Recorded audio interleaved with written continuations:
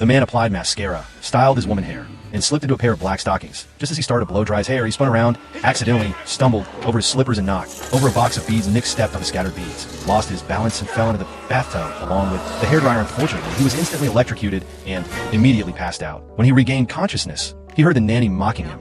He quickly explained it was for work, but the nanny insisted she hadn't spoken. Nick was stunned, having no idea what had happened to him. When he walked outside, he could clearly hear the private thoughts of every woman he encountered on the street. With perfect clarity, Nick was terrified and quickly ran back to the office. He greeted everyone as usual, but he quickly realized that the female colleagues who normally acted friendly were secretly thinking he was a jerk. During the meeting, the new female executive, Darcy, was presenting, but Nick's mind was overwhelmed with all kinds of women's voices. He couldn't grasp what Darcy was actually saying. Everyone's words sounded professional, but their true thoughts were entirely different, leaving Nick completely confused and stressed. Back at home, a strong storm was raging outside.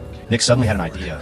He put the mascara back on, wore the stockings again, grabbed an electric hairdryer, and went out onto the balcony, hoping that another electric shock would reset him. Sure enough, a bolt of lightning struck him, and he fainted once more. When he awoke, he seemed fine. Lying on his own couch, excited, he hurried to the mall, only to find that his ability to hear women's thoughts had not vanished. Completely frustrated, he went to see a therapist. The therapist dismissed his story entirely, but Nick repeated the doctor's deepest internal thoughts exactly. So the doctor then advised him that he should use his new gift strategically. Nick agreed the doctor had a point and eagerly rushed into Darcy's office. He listened to her thoughts and complimented a specific painting on the wall, immediately gaining her respect. At that moment, a senior executive walked in with an advertising proposal and asked for their feedback. Nick instantly voiced what Darcy was thinking, and the executive was extremely impressed. This left Darcy completely bewildered. One day, the company secured a huge account while brainstorming the ad concept. With Darcy, Nick once again spoke her exact thoughts aloud. Seeing the man who appeared so aligned with her, Darcy was totally won over and decided to assign Nick to lead the project. By now, Darcy was madly in love with him.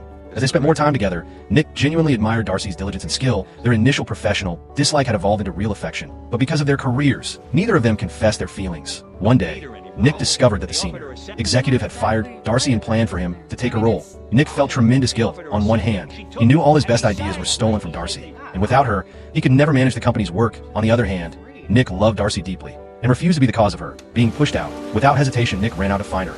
As he cut through an old alley, a sudden lightning strike hit a nearby power line. Amid the electrical sparks, Nick was caught in the discharge as well. When the light faded, he realized that his ability to hear women's thoughts was finally gone, and he had returned to his normal self.